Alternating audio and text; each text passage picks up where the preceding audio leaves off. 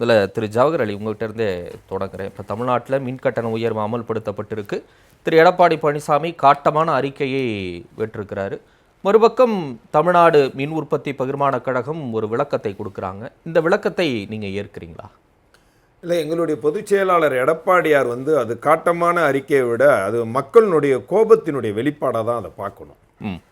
அதாவது விடியலை தரப்போகிறோன்னு ஆட்சிக்கு வந்தவங்க இன்னைக்கு மக்கள் வீட்டில் கூட விளக்கை ஏற்ற முடியாத அளவுக்கு, விளக்கை போட முடியாத அளவுக்கு இன்னைக்கு மின்சார கட்டணத்தை உயர்த்தி இருக்கிறாங்க.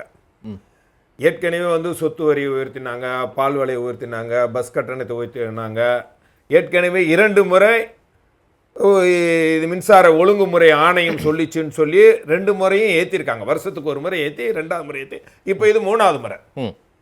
இன்றைக்கு நீங்க பார்த்தீங்கன்னா ஒரு பாமர மக்கள் அவர்களுடைய நிலைமை எதையுமே புரியாம இன்றைக்கு இந்த அரசாங்கம் செயல்படுதுங்கிறதுக்கு பல்வேறு உதாரணங்களும் இருக்குது. நீங்க என்ன சொன்னீங்க? வாக்குறுதி, நாங்க ஆட்சிக்கு வந்தோன்னா மாசம் ரீடிங் எடுப்போம்னு சொன்னீங்களா இல்லையா? உறுதி கொடுத்தீங்களா இல்லையா? வாக்குறுதி கொடுத்தீங்களா இல்லையா? அதை விட மோசம் என்னடா, 2024 தேர்தலில் போய் கோயம்புத்தூர்ல, திருப்பூர்ல, இந்த சேலம், ஈரோடு போன்ற தொழில் நிறுவனங்கள் அவங்க எல்லா தொழில் நிறுவனங்கள் நிறைவடைஞ்சு வேறு மாநிலத்துக்கு போனாங்க. அங்கே இருக்கக்கூடிய தொழில் நிறுவனத்தினுடைய தலைமையகம் கோரிக்கை வைக்கும்போது அவங்க என்ன சொன்னாங்கன்னா, தேர்தலுக்கு பிறகு நாங்கள் இந்த மின்சார கட்டணத்தை குறைச்சிருவோம், எங்களால் கட்ட முடியலன்னு சொல்லும்போது மின்சார கட்டணத்தை குறைச்சிருவோன்னு சொல்லி வாக்குறுதியை கொடுத்து தான் இந்த பாராளுமன்ற தேர்தலில் வெற்றியும் பெறல. அப்படி வெளிப்படையா பொதுவெளியில நாங்க மின் கட்டணத்தை குறைப்போம் அப்படின்னு திமுக தரப்புல இருந்து சொல்லியிருக்காங்களா? பகிரங்கமா சொன்னாங்க. சொல்லியிருக்காங்க. நீங்க மறைமுகமா கொடுக்கக்கூடிய உறுதிமொழியை சொல்றீங்களா? நேரடியாக அங்க போய் வாக்குறுதியை கொடுத்துதான் இதை யாரு சொல்லியிருக்காங்க?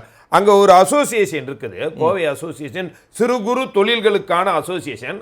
அந்த தலைவர் பேசின அவர்கிட்ட நான் கேட்கும்போது இது மாதிரி ஒரு வாக்குறுதியை கொடுத்தா எல்லா ஓட்டுக்களும் வாங்கினாங்க. இப்போ நீங்க யாரு கொடுத்தான்னு கேக்குறேன். நம்ம போற போக்குல அப்படி சொல்லக்கூடாதுல்ல. அமைச்சர்கள் தான் அங்க யாரு இருக்கிறாங்க, பொறுப்பு அமைச்சரா கொடுப்பாங்க சார். திமுக கட்சிக்கு தான் கொடுப்பாங்க, மின்சாரத்துறை அமைச்சர் தான் கொடுப்பாங்க, வேற யாரு கொடுப்பாங்க?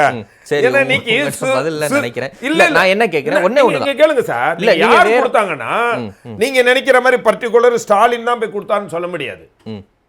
மக்களை ஏமாற்றி எப்படி ஆட்சிக்கு வர்றாங்கிறதுக்கு எடுத்துக்காட்டு. நீங்க தாராளமா விமர்சனத்தை முன்வைக்கலாம், எனக்கு பிரச்சனை இல்லைங்க. நீங்க தமிழ்நாட்டின் எதிர்க்கட்சியோட அதிகாரப்பூர்வ செய்தி தொடர்பாளர், நீங்க 1 லட்சக்கணக்கான மக்கள் பாக்குறாங்கன்னா நம்ம சரியா அதை சொல்லணும்ல. அவங்க உறுதிமொழி கொடுத்தாங்க, ஆனா இப்ப இப்படி பண்றாங்கன்னு சொல்ல முடியாது. பகிரங்கமா தேர்தல் அறிக்கையில சொன்னாங்களா இல்லையா? மாசம் அது சொன்னாங்க. நாடாளுமன்ற தேர்தல் முன்பா நீங்க இந்த மாதிரி மின்சார கட்டணத்தை உயர்த்துவோம்னு ஏதாவது தேர்தல் அறிக்கையில சொன்னாங்களா? இல்ல, சொல்லல. 2 முறை ஏற்றிருக்காங்க, 3 முறை ஏற்றிருக்காங்க. இது ஏத்த வேண்டிய அவசியம் என்ன அவசியம்? மத்திய அரசு சொல்லி இருக்கு. இப்ப மத்திய அரசு நிதியை நாம பெறணும்னா இந்த மாதிரியான விஷயங்களை முன்னிபந்தனையா நாம செய்யலன்னா நமக்கான அந்த நிதி உதவி கிடைக்காது அப்படின்னு ஒரு விளக்கம் கொடுக்கறாங்கல்ல. இந்த விளக்கம் ஏற்புடையதா இல்லையா? இந்த தமிழ்நாடு ஒழுங்கு ஆணையம் ஒன்று இருக்குதுல, அது அட்வைசரி கமிட்டி. ஒரு விஷயத்தை சொல்லுவாங்க, அதை முடிவு எடுக்கிறது தமிழ்நாடு அரசாங்கம் தான். எங்களுடைய ஆட்சி காலத்துல 10 வருஷம் நீங்க 2006ல இருந்து 11 வரைக்கும் ஒரு மின்சார பற்றாக்குறை, எல்லா கம்பெனிங்க எல்லாம் மூடக்கூடிய சூழ்நிலையும் இருந்துச்சு. வீட்டுங்களுக்கு மின்சாரமே இல்லாம இருந்தது. மின்சார கடுமையான பற்றாக்குறை, 18 மணி நேரம் மின்சாரம் இல்லாத சூழ்நிலை.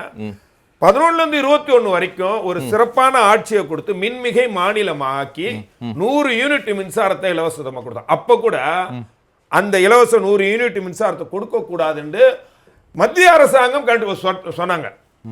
அதையெல்லாம் மீறி தான் மக்களுக்காக 100 யூனிட். அதுக்கப்புறம் நீங்க ஒவ்வொரு முறையும் காலத்திற்கு மின்சார கட்டணத்தை உயர்த்த சொன்னாங்க, சொத்து வரியை உயர்த்த சொன்னாங்க, எல்லா விலையும் பஸ் கட்டணத்தை உயர்த்த சொன்னாங்க. மத்திய அரசாங்கம் அதிமுக ஆட்சி காலத்தில் சொன்னாங்க. ஆனா அதிமுக ஆட்சி காலத்துல இவர்கள் சொத்து வரி எல்லாம் உயர்த்தவே இல்லை. இப்போ அது இவங்க என்ன சொல்றாங்க, மத்திய அரசாங்கம் சொன்னாங்க நாங்க அதனால சொத்து வரி மத்திய அரசு சொல்றத மட்டும் தான் நீங்க கேட்பீங்க. இல்ல, கொரோனா மக்களுடைய குரலை கேட்க மாட்டீங்க. கொரோனா காலகட்டத்துல அப்போதைய அதிமுக ஆட்சியும் இதே மாதிரி மின் கட்டண உயர்வை மேற்கொண்டாங்கல்ல. மின் கட்டண திருத்தத்தை மேற்கொள்ளும் போது எதிர்க்கட்சிகள் கோபமா போராடினாங்க. அதை நம்ம கேள்வி கேட்போம். நீங்க நான் சாதாரண ஒரு வீட்டுக்கு இப்போ கரண்ட் எடுத்தேன் சார். முன்னாடி கரண்ட் எடுக்கும்போது டெபாசிட் 7500 ரூபா 3 பீஸ் வாங்கினா சார். இன்னைக்கு 3 பேஸ் வாங்குறதுக்கு 35,000 வீட்டுக்கு சொல்றேன், 35,000 ரூபாய் நீங்க டெபாசிட் கட்டாம ஒரு கனெக்ஷன் வாங்க முடியாது. நீங்க பிக்சட் டெபாசிட் ஏற்கனவே 560% ஏத்தியாச்சு. ஏற்கனவே 2 முறை நீங்க ஏத்துனீங்களா, அந்த ஏத்துன தொகையினுடைய அமௌண்ட் எவ்வளவு, அதுக்கு வெள்ளை அறிக்கை அதை கொடுத்துருக்கீங்களா, இவ்வளவு தொகை இவ்வளவு லாபம் வந்திருக்குன்னு சொல்லி ஏதாவது சொல்ல முடியுமா? இப்ப ஏத்துறீங்களா, ஏன் ஏத்துறீங்கன்னு கேட்டா மற்ற மாநிலங்கள் எல்லாம் குறைவு, இங்க மட்டும்தான் மத்திய மாநிலங்கள் இங்க குறைவு அப்படின்னு சார். இந்த லாஜிக்கல் இங்க டெல்லியில 200 யூனிட் ஃப்ரீ சார், மின்சாரம் 200 யூனிட் ஃப்ரீ. நீங்க மற்ற மாநிலங்கள்லாம் கேரளாவா இருக்கட்டும், ஆந்திராவாக இருக்கட்டும், கர்நாடகாவா இருக்கட்டும், இவர்களை விட தமிழ்நாடு அரசாங்கம் இப்ப எவ்வளவு மின்சாரத்தை ஒரு யூனிட்டுக்கு வாங்குறாங்களோ அதை விட குறைவா வாங்குறாங்க, அதை விட குறைவா வாங்குறாங்க. நீங்க கேரளாவில எல்லாம் இன்னைக்கு மின்சார கட்டணத்தை வந்து இவங்க பொய் சொல்றது தெரியுமா, இவர்களை விட நம்ம தமிழ்நாட்டை விட குறைவு.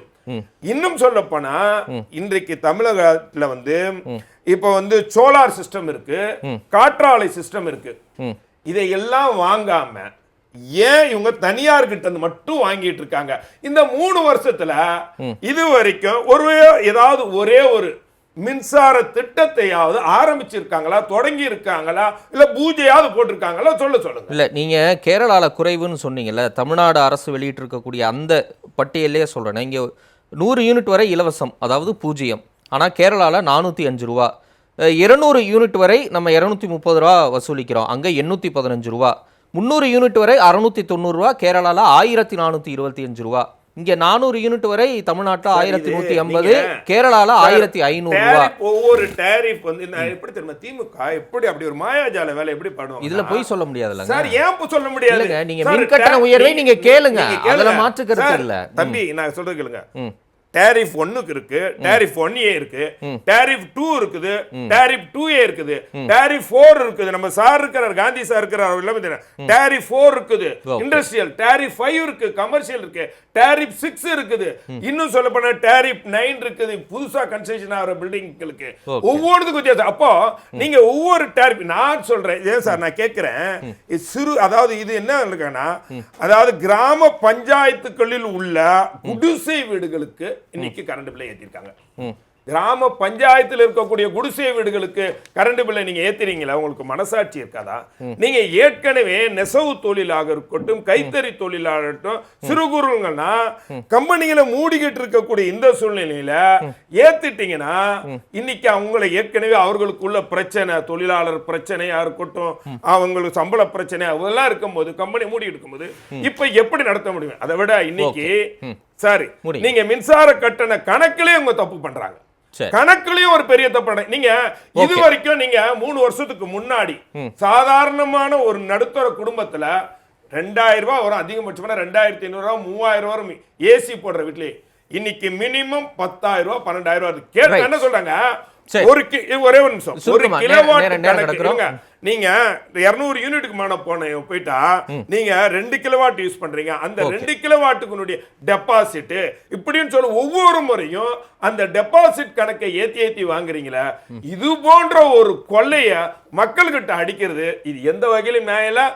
இவங்க நினைச்சு என்ன தெரியுமா, நம்ம பாராளுமன்றத்தில் வெற்றி பெற்றோம், விக்கிரவாண்டியில வெற்றி பெற்றோம், அதனால எதை வேணாலும் செய்வான்னு நினைச்சுக்கிட்டு இருக்காங்க.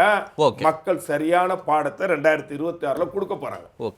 உயர்த்தாட்டினா அந்த பலுவை தூக்கி கொண்டு போய் விட்டுங்க. எவ்வளவு இப்போ 100 ரூபாய் தேவை இருந்துச்சுன்னா அந்த 100 ரூபாய் மட்டும் மக்கள்கிட்ட வசூலிப்பான். ஆனா இப்ப 100 ரூபாய் நம்ம காந்தி சார் நல்லாவே சொன்னாரு, நீங்க 4000 சில்லறை கோடி உங்களுக்கு பற்றாக்குறை, நானே நீங்க 30,000 கோடி ரூபாய்க்கு பற்றாக்குறையை காட்டுறீங்களா?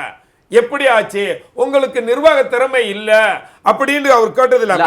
அவர் திமுகன்னு சொன்னாரா, இல்ல நீண்ட காலமா இருக்கக்கூடிய மின்சார வாரிய ஒழுங்குமுறை இருக்கக்கூடிய கடனை தான் சொல்றாரு. 2022 23 சொல்றாரு. ரெண்டாவது இதெல்லாம் தீர்க்கிறதுக்கான பல்வேறு பொருளாதார கமிட்டிகள்லாம் போட்டீங்களா, அதை தீர்த்துருவாங்க, இதை தீர்த்துருவாங்க, அதை பண்ணிடுவாங்கன்ட்டு அவங்களுக்கு கூட செலவு பண்ண அந்த தொகைகளை விட இன்னைக்கு அவங்க என்ன தீர்வு கண்டிருக்காங்க ஏதாவது சொல்ல முடியுமா? ஆனா அந்த கமிட்டிகளுக்கு மட்டும் இந்த அரசாங்கம் பெரிய லெவல்ல செலவு பண்ணுது. அப்ப என்ன பிரயோஜனம்? அப்ப மக்களுக்கு கிடைக்க வேண்டியது யாருக்கோ போகுது, யாருக்கும் மக்களுக்கு இதனால் பெரிய கஷ்டம் மட்டும் இல்ல. சரி, ஒரு சந்தேகத்திலே நான் கேட்கிறேன். இப்ப 2011 12ஆம் ஆண்டுல 43,493 கடன் இருந்தது. ஆமா. நீங்க அது வந்து அதிமுக ஆட்சி செல்வி ஜெயலலிதா வர்றாங்க. அடுத்து எடப்பாடி பழனிசாமி ஆட்சியிலிருந்து போகும்போது 1,59,823 கோடியா மாறி இருக்கு. இவ்வளவு தூரம் இந்த கடன் உயர என்ன காரணம்? கரெக்ட், நீங்க நல்ல கேள்வி சார். நீங்க 2011 திமுக ஆட்சியை விட்டு போகும்போது சும்மா நீங்க 49,000 சொல்றீங்க, ஆக்சுவலா 54,000 கோடி இது கடனு. அது 84 அதை வந்து மொத்தமா வந்து அந்த டான்ஜெட் கோட்டுக்கு அரசாங்கமே ஏத்துக்கிட்டுச்சு. அதற்கு பிறகு வந்து அன்னைக்கு வந்து நீங்க வந்து மின்சார பற்றாக்குறை பெரிய லெவல்ல இருக்கும்போது தேவைக்கேற்ப நிறைய மின் உற்பத்தியை பெருக்கணும், அதற்கான மின்சாரத்தை வாங்கணும், பல்வேறு வகையில நம்ம வந்து நிறைய செலவழிச்சு ஆட்சியை விட்டு போகும்போது 18,000 மெகாவாட் மின்சார தேவை. அப்ப 7,500 மெகாவாட் மின்சார தேவைக்கு 54,000 கோடி. ஆனா 18,000 மெகாவாட் மின்சார தேவைக்கு கடன்கள் ஏறிச்சு. அப்போ நீங்க அதோட முக்கியம்னா 100 யூனிட் இலவசம். நீங்க அப்ப இலவசமே கொடுக்கல, கரண்ட் பில்ல ஏத்தல. மத்திய அரசாங்கம் பிரஷர் கொடுத்தாங்க, இந்த தமிழ்நாடு ஒழுங்கு ஆணையம் சொல்றது மின்சார ஆணையம், அவங்க கூட ஏற்ற சொன்னாங்க. ஆனால் மக்களுக்கு கொடுக்கக்கூடிய கஷ்டங்களை கொடுக்க கூடாது, நிர்வாகத்தை வேற வகையில மாத்தி. அப்ப அவங்களும் அதே மாதிரி பண்ணலாம்லங்க, அவங்களும் இதுக்கான கடனை இன்னும் ஏத்திக்கிட்டே போலாம்ல. நீங்க ஒருவேளை ஆட்சிக்கு வந்தீங்கன்னா நீங்க தானே பண்ணுவீங்க. நீங்க திமுக 2011 ஆட்சி விட்டு போகும்போது 1,15,000 கோடி ரூபாய் கடனு. நாங்கள் இந்த 10 வருஷத்துல வாங்கின கடன் மொத்தமே 3 லட்சம் கோடி. வருஷத்துக்கு 35,000 கோடி கணக்கு எடுத்தாங்க. ஆனா இவங்க ஒரு 3 வருஷத்துல மட்டும் 3 லட்சம் கோடி ரூபாய் கடன். அது நம்ம பேசுவோம், ஓகே, அது நீங்க சொல்லுங்க. இதே திரு தங்கமணி அவர்கள் வெளிமாநிலங்கள்ல இருந்து எவ்வளவு ரூபாய்க்கு மின்சாரம் வாங்கி இருக்கிறாரு, அதுல எவ்வளவு கோடி கடன் அதிகரிச்சிருக்கு அப்படின்னு சட்டப்பேரவையிலே அந்த தணிக்கை குழு அறிக்கை சமர்ப்பிச்சது தெரியல. மக்களுக்கான தேவையை பூர்த்தி செய்யணும், நீங்க மின்மிகை மாநிலமா ஆக்கணும் அப்படின்னு சொல்லி பண்ணியிருக்கிறீங்க. அது வந்து உங்க சாதுரியத்தால திட்டம் தீட்டி கடனை ஏத்தாம பண்ணியிருந்தீங்கன்னா அந்த பெருமை உங்களுக்கு சேரும். நீங்க வந்து கடனை வாங்கி கடனை ஏத்தி அந்த விஷயத்தை பண்ணிட்டு இன்னைக்கு அவங்கள நீங்க கேள்வி கேட்கும் போது அது எப்படி ஒரு லாஜிக்கலா அந்த கேள்வி இருக்குன்னு கேக்குறேன். சேவை நிறுவனம் எப்பயுமே வந்து கடன் இல்லாம இருக்காது. கடன் இவ்வளவு தூரம் வரணும்னு இருக்கட்டும், சேவைக்காக இயங்கக்கூடிய நிறுவனங்கள், அரசு நிறுவனங்கள் கடனோட தான் இருக்கும். அப்போ நீங்க பாத்தீங்கன்னா 10 வருஷத்துல 1 லட்சம் கோடி ரூபாய் மட்டுமே கடன். நீங்க 54,000 கோடிங்கிறது 1,50,000 கோடி ரூபாய் விட்டு போயிருக்கோம். ஆனால் எல்லா சப்சிடியும் கொடுத்து அரசாங்கமே கொடுத்துருக்கு. அது இல்லாம வந்து 100 யூனிட் இலவசத்தை கொடுத்துருக்குது. கரண்ட் பில்ல பெரிய லெவல் ஏத்தல. அதை விட இப்ப கொடுமை என்ன தெரியுமா சார், நீங்க சார் ஒரு கணக்கு சொன்னாரு, நீங்க டெபாசிட் பிக்ஸட் டெபாசிட் ஒரு நீங்க முன்னாடி 7,500 ரூபாய் சொல்லிட்டீங்க, ஆனா இன்னைக்கு 35,000 சொல்றீங்க, 35,000 ரூபாய் சொல்லிட்டீங்க. அப்போ எந்த அளவுக்கு, அப்போ எல்லா தொகையும் வாங்கி கூட இன்னும் கடன் அளிக்கலாம். நீங்க வாங்கக்கூடிய மின்சாரத்தினுடைய அளவு, இந்த விலை இருக்கு தெரியுமா, அதிகமாக வாங்கிக்கிறீங்க. அதுதான் முக்கிய காரணம். அதுதான் வந்து நீங்க வந்து ஊழலை மொழிக்காம, இதுல நடக்கக்கூட ஊழலை நடக்காம, அதனால ஏற்படக்கூடிய நஷ்டங்களுக்கு மக்கள் கிட்ட திணிக்கின்னா அது எந்த வகையில நியாயம்? அதெல்லாம் தேர்தலுக்கு செலவழிச்சிட்டீங்களா? ஓகே, சுருக்கமா முடிச்சிடுறேன். அதாவது மக்களுக்காக தானே 100 யூனிட் இலவசம் அம்மாவுடைய ஆட்சி கொடுத்தது. அப்போ இந்த கணக்கு பார்க்கல. ரெண்டாவது முதல்ல உதய மின் திட்டம் அறிமுகம் 2017. அப்போ வந்து 27,000 கோடி ரூபாய் கடன் டான்ஜெட்கோ. அந்த பணத்தை அடைச்சாதான் உதய மின் திட்டத்திலே சேர முடியும் என்ற நிலையில தான் அந்த கடனை 20 நம்ம காந்தி சார் இருக்கிறாரு 27,000 சில்லறை கோடி அதை அடைச்சதுக்கு அப்புறம் தான் அந்த உதயமின் திட்டத்திலே அதிமுக கையெழுத்து போட்டது. இப்போ உதயமின் திட்டத்தை குறை சொல்றாங்க. உதயமின் இருங்க சார், முடிச்சிடறேன். முக்கியமான விஷயம், உதயமின் திட்டத்தின் மூலமா தான் இன்றைக்கு மத்திய அரசாங்க தொகுப்பில் இருந்துதான் இன்றைக்கு தமிழ்நாட்டினுடைய பெரும்பாலான 60% மின்சாரத்தை 10,000 மெகாவாட்டுக்கு மேல மின்சாரத்தை மத்திய அரசாங்கம் வழங்குகிறது. காரணம் உதயமின் திட்டம். அன்றைக்கு உதயமின் திட்டத்தை குறை சொன்ன இவங்க சீஃப் செக்ரட்டரி ஒரு அபிடவிட் போடுறாரு, இதுல உதயமின் திட்டத்தை போட்டுதான் நாங்கள் செயல்படுத்துகிறோம். சரி, அப்போ நேரத்துக்கும் காலத்துக்கும் இவர்கள் மாற்றி மாற்றி பேசுறாங்க. இதுல முக்கியம் அரசு. நன்றி நன்றி. உதயமின் திட்டத்துல இவங்க கையெழுத்து போட்டுட்டு அந்த ஷரத்தை நிரந்தரமா போட்டுருவாங்களாம். அதுக்கு பின்னாடி வரக்கூடிய அரசுக்கு என்ன வாய்ப்பு இருக்கு? வெளியே போக முடியுமா உதயமின் திட்டத்துல? இது ஒரு வாதம்னு சொல்லுவீங்களா? இல்ல, இது ஒரு வாதமாங்க. மக்கள் பார்த்திருப்பாங்க, சேர்ந்துருவீங்க. அப்புறம் வேற என்ன உதயமின் திட்டம்? சரி, ப்ராப்பர்ட்டி டாக்ஸ் மத்திய அரசு சொன்னாங்க ஏத்தணும், அவங்க சொன்னாலும் ஏத்தணும்னு சொல்லக்கூடிய நீங்க நன்றி சேராட்டினால மத்திய தொகுப்பில இருந்து ஒரு யூனிட் கூட மின்சாரமே வராதுன்னு சொல்லும்போது அந்த திட்டத்தின் பயன் கருதி சேர்ந்தோம். நன்றி. அதுல பல கண்டிஷன் மட்டும் தான்